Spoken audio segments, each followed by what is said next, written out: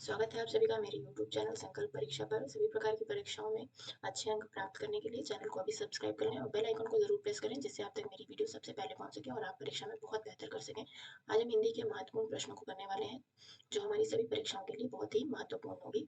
चलिए बढ़ते हैं हमारे पहले क्वेश्चन की तरफ। जिस समास में कोई पद प्रधान नहीं होता उसे कौन सा समास कहते हैं? तो जिस शब्द में कोई भी पद प्रधान नहीं होता उसे हम बहुव्रीहि समास कहते हैं, जिसमें अलग अर्थ निकल के आता है। जैसे कि दशानन, दशानन का मतलब होता है रावण। इसमें समास कितने प्रकार के होते हैं? 6 प्रकार के होते हैं।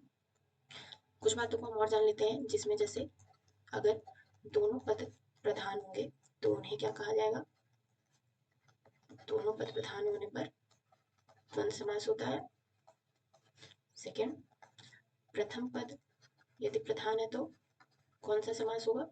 यदि प्रथम पद प्रधान है तो वह अव्ययी भाव समास होगा। इसको हम उपसर्ग से भी पहचान सकते हैं। यदि उत्तर पद प्रधान हुआ तो उसे हम क्या कहेंगे? तो उसे हम तत्पुरुष कहेंगे, जिसमें विभक्ति भी होती है। अगर विशेषण पद प्रधान है तो उसे हम क्या कहेंगे? तो उसे हम कर्मधारय समास कहेंगे। अगर संख्यावाची शब्द हुआ जैसे चौराहा तो उसे हम क्या कहेंगे? तो उसे हम द्विगु समास कहेंगे। टोटल 6 समास होते हैं। 5 मैंने आपको ये बता दिए। एक बहुव्रीहि समास, जिसका उदाहरण हम दशानन जानते हैं। दशानन का मतलब होता है रावण, और यह दोनों ही पद प्रधान नहीं होते हैं। इसमें अलग अर्थ निकलता है शब्द से, वह बहुव्रीहि समास होता है। नेक्स्ट क्वेश्चन, संस्कार शब्द में कौन सा उपसर्ग लगा हुआ है? तो संस्कार का यदि हम पूछता है कि उपसर्ग, तो उसका आंसर होगा option number C, correct answer है। लेकिन यहाँ पे हम हलंत जरूर लगा लें। सम इसका सही उत्तर है। उपसर्ग किसे कहते हैं? जो पूर्व में जुड़ता है शब्द के। और प्रत्यय किसे कहते हैं? जो अंत में जुड़ता है, वह प्रत्यय होता है। सम इसका करेक्ट आंसर है। नेक्स्ट क्वेश्चन, सरसों शब्द में लिंग क्या है? सरसों शब्द क्या पुल्लिंग है, स्त्रीलिंग है या उभयलिंग है? तो सरसों जो है हमारा वह स्त्रीलिंग है, जिसका करेक्ट आंसर है। लिंग हिंदी में कितने प्रकार के हैं? 2 प्रकार के होते हैं, पुल्लिंग और स्त्रीलिंग। नेक्स्ट क्वेश्चन, शब्द निर्माण की सूक्ष्म इकाई क्या है? तो शब्द निर्माण के लिए हमें सबसे पहले किसकी जरूरत पड़ती है? वह है वर्ण। तो correct answer option number C, वर्ण। क्योंकि वर्ण से क्या बनता है? शब्द बनता है। फिर शब्द से क्या बनता है? पद बनता है। और पद से क्या बनता है? वाक्य बनता है। ऑप्शन नंबर सी इसके करेक्ट आंसर है। नेक्स्ट क्वेश्चन, आदि आदि शब्द युग्म का सही अर्थ है? तो आदि आदि का मतलब क्या होता है? आदि का मतलब होता है आरंभ, और एक आदि का मतलब होता है कि हम कहते हैं ना कि वह इंसान इस वस्तु का आदि हो गया है, मतलब उसकी आदत पड़ चुकी है, अभ्यस्त हो गया है। तो आदिवासी या आरंभ नहीं, आरंभ या अभ्यस्त। हाँ, तो आदि, एक आदि का मतलब आरंभ होता है और एक आदि का मतलब अभ्यस्त होता है। ऑप्शन नंबर बी इसका करेक्ट आंसर है। नेक्स्ट क्वेश्चन, हिंदी वर्णमाला में कितने संयुक्त व्यंजन है? तो हिंदी वर्णमाला में कितने संयुक्त व्यंजन होते हैं?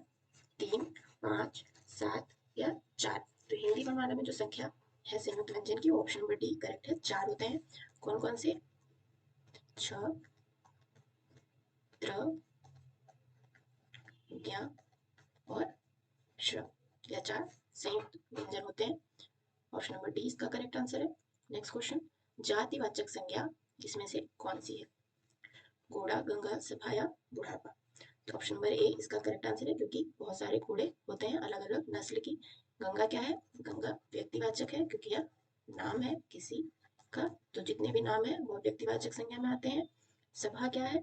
यह समूहवाचक है, क्योंकि सभा में बहुत सारे लोगों से बनता है, यह एक समूह है, समूहवाचक। बुढ़ापा क्या है? यह एक भाव है, भाववाचक संज्ञा में बुढ़ापा आपका आएगा। ऑप्शन नंबर ए इसका करेक्ट आंसर है, घोड़ा जातिवाचक संज्ञा है। नेक्स्ट क्वेश्चन, घी कौन सी संज्ञा है? क्या घी व्यक्तिवाचक है, भाववाचक है, जातिवाचक है या द्रव्यवाचक है? तो घी हमारा ऑप्शन नंबर डी द्रव्यवाचक है। कोई भी धातु अगर आपसे पूछता है, सोना चांदी कुछ भी, तो वह भी द्रव्यवाचक ही होगा।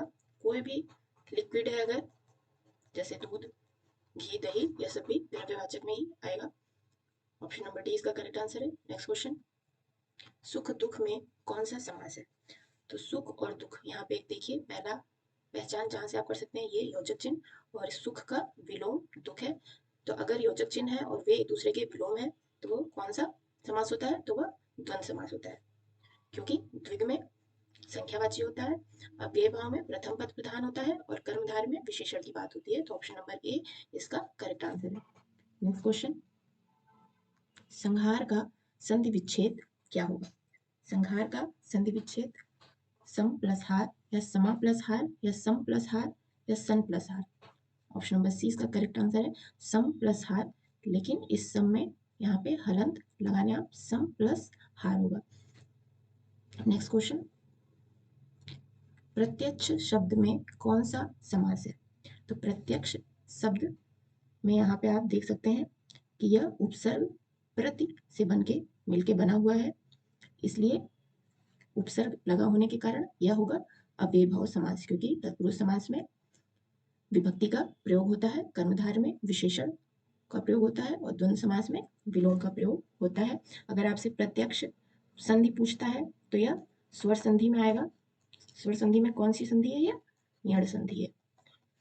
और प्रत्यक्ष का विलोम, विलोम क्या है? इसका विलोम होगा परोक्ष। प्रत्यक्ष का विलोम परोक्ष।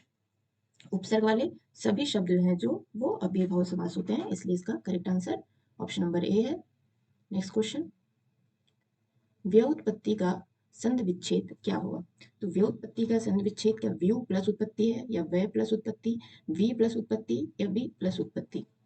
इसका option number D correct answer है, वहां पे छोटी की मात्रा प्लस उत्पत्ति, या इसका सही आंसर है ऑप्शन नंबर डी इसका करेक्ट आंसर है। नेक्स्ट क्वेश्चन है, विनय पत्रिका किसकी प्रसिद्ध कृति है? ऑप्शन नंबर ए सूरदास, तुलसीदास, जायसी या प्रेमचंद। तो ऑप्शन नंबर बी इसका करेक्ट आंसर है, तुलसीदास की कृति है विनय पत्रिका। इनकी प्रमुख कृति में हम याद कर सकते हैं, क्या है वह? रामचरितमानस, और कौन सी है? भरवे रामायण, और याद कर सकते हैं हम वह है रामलला नेछू। उनकी प्रमुख कृतियां हैं जिन्हें आप याद कर सकते हैं। विनय पत्रिका किसकी कृति है? तुलसीदास की। ऑप्शन नंबर बी इसका करेक्ट आंसर है। इकलौता में समास बताइए। तो यहाँ से हम देख सकते हैं इकलौता, यह संख्या के बारे में बात हो रही है, तो संख्या वाला शब्द क्या होता है? वह द्विग समास होता है। द्वंद्व समास में विलोम की बात होती है, तत्पुरुष में विभक्ति छुपी होती है और कर्मधारय में विशेषण का प्रयोग होता है। ऑप्शन नंबर बी इसका करेक्ट आंसर है। नेक्स्ट क्वेश्चन, गीतांजलि के रचनाकार कौन है? गीतांजलि के रचनाकार क्या रविन्द्रनाथ टैगोर है या रामचंद्र शुक्ल या शरद चंद्र या पृथ्वी सेन? ऑप्शन नंबर ए इसका करेक्ट आंसर है रविन्द्रनाथ टैगोर, जिन्हें 1913 में नोबेल प्राइज भी मिला हुआ है। रविन्द्रनाथ टैगोर को 1913 में नोबेल प्राइज मिला है। वह गीतांजलि किसकी रचना है? वह रविन्द्रनाथ टैगोर जी की रचना है। नेक्स्ट क्वेश्चन, अभ्यर्थी में कौन सा समास है? तो अभ्यर्थी का अगर हम संधि विच्छेद करते हैं तो क्या बनता है? अभि प्लस अर्थी। अब यहाँ से आप देख सकते हैं, जब भी जो य र ल व पे कोई भी आगे आधा व्यंजन लगा होता है तो वह यण संधि में आता है, जो कि स्वर संधि का भेद है। ऑप्शन नंबर बी इसका करेक्ट आंसर है। नेक्स्ट क्वेश्चन, धन को व्यर्थ ही खर्च करने वाला होता है। धन को जो व्यर्थ खर्च करता है उसे हम क्या कहते हैं? ऑप्शन नंबर डी इसका करेक्ट आंसर है, उसे हम अपव्यय कहते हैं। धन को व्यर्थ ही खर्च करने वाले को हम अपव्यय कहते हैं। नेक्स्ट क्वेश्चन, तद्भव शब्द कागा का तत्सम रूप क्या है? क्या वह काका है, काक है, कावा है या काग है? तो ऑप्शन नंबर बी इसका करेक्ट आंसर है, कागा का तत्सम काक होता है। नेक्स्ट क्वेश्चन, निम्नलिखित में से कौन सा शब्द तत्सम है? तो तत्सम हम किसे कहते हैं? जो संस्कृत से ही वैसे के वैसे लिए गए हों, जो संस्कृत से शब्द लिए गए हों वैसे के वैसे बिना किसी बदलाव के, उसे हम तत्सम कहते हैं। तो ऑप्शन नंबर ए त्वरित, हाथी, आलस या खप्पर। तो इसका करेक्ट आंसर है त्वरित। इसका तद्भव क्या है? इसका तद्भव होता है तुरंत।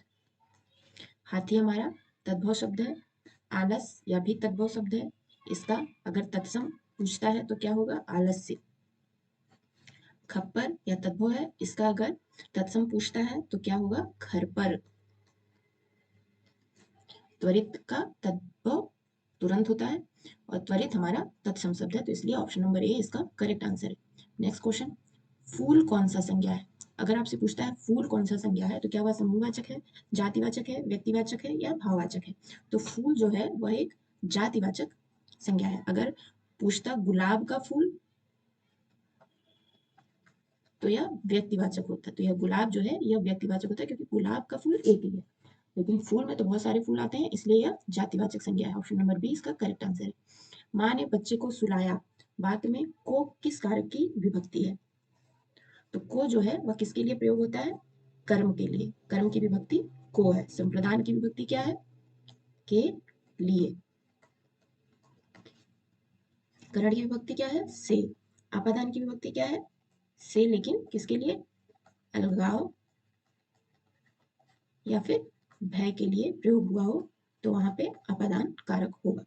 नेक्स्ट क्वेश्चन, पवन का संधि विच्छेद क्या है। पधन अवन या पोधन अन या पौधन अन या पौधन वन। ऑप्शन नंबर बी इसका करेक्ट आंसर है। पवन का संधि विच्छेद पोधन अन होता है। नेक्स्ट क्वेश्चन, अनुनासिक वर्ण कौन से होते हैं। अनुनासिक वर्ण क्या वर्ग के द्वितीयाक्षर, प्रथमाक्षर या फिर पंचमाक्षर या इनमें से कोई नहीं। ऑप्शन नंबर सी इसका करेक्ट आंसर है। वर्ग के जो पंचमाक्षर वर्ण होते हैं उन्हें हम अनुनासिक वर्ण कहते हैं। जैसे यदि यह का वर्ग है, या चा वर्ग में है, या ट वर्ग है, या ता वर्ग है, ये पा वर्ग है, तो इसका जो 1 2 3 4 ये जो पांचवा वर्ण है ना, यह पंचमाक्षर है, जिसे हम अनुनासिक वर्ण भी कहते हैं। तो यह आपका हो गया अनुनासिक वर्ण। अनुनासिक वर्ण कहाँ से बोला जाता है, जो कि नाक प्लस मुंह से बोला जाए, वह अनुनासिक वर्ण हुआ। ऐसे व्यंजन जो नाक और मुंह से बोले जाते हैं वे अनुनासिक वर्ण होते हैं और ये वर्ग के पंचमाक्षर होते हैं। ऑप्शन नंबर सी इसका करेक्ट आंसर है। नेक्स्ट क्वेश्चन, निम्नलिखित में से कौन सा अल्प विराम चिन्ह है। अल्प विराम मतलब कौन सा है इसमें से, ऑप्शन नंबर ए, बी, सी या डी। तो ये जो चिन्ह है यह अल्प विराम है। यह चिन्ह, इसको हम क्या कहते हैं, यह उपविराम है। इसे हम क्या कहते हैं, इस चिन्ह को, इसे हम अर्धविराम कहते हैं। यह क्या है, यह पूर्ण विराम है। अगर आपकी परीक्षा में पूछता है कि विराम चिन्हों की संख्या कितनी होती है, तो टोटल कितनी होती है, 20 होती है। अगर विराम चिन्हों के जनक का नाम पूछता है तो क्या होगा, यह होगा कामता प्रसाद, किसके जनक है। ऑप्शन नंबर ए इसका करेक्ट आंसर है, यह अल्प विराम है। नेक्स्ट क्वेश्चन, निम्नलिखित में कौन सा शब्द बहुवचन नहीं है। बाल, दर्शन, हस्ताक्षर या जनता। तो जनता हमारा यह एक वचन होता है, बहुवचन नहीं होता है, इसलिए इसका करेक्ट आंसर ए है। यह तीनों ही बहुवचन में आते हैं। बाल, दर्शन और हस्ताक्षर बहुवचन में है और जनता एक वचन है। ये बहुत ही ट्रेंडिंग क्वेश्चन है जो बहुत सारे परीक्षाओं में आए हुए हैं, इसको आप ध्यान से जरूर पढ़ें। ये था आज का हमारा क्लास। 25 क्वेश्चन बहुत ही हिंदी के महत्वपूर्ण, जो आपके आगामी परीक्षाओं के लिए बहुत ही महत्वपूर्ण होंगे। अगर आपको वीडियो पसंद आती है तो वीडियो को लाइक जरूर करें। कमेंट बॉक्स में आप अगर कुछ और हिंदी से रिलेटेड पढ़ना चाहते हैं तो आप बता सकते हैं। चैनल को सब्सक्राइब जरूर कर लें, जिससे आप तक मेरी वीडियो पहुंच सके और आप अपनी परीक्षा के लिए बहुत अच्छी तरीके से तैयारी कर सकें। धन्यवाद।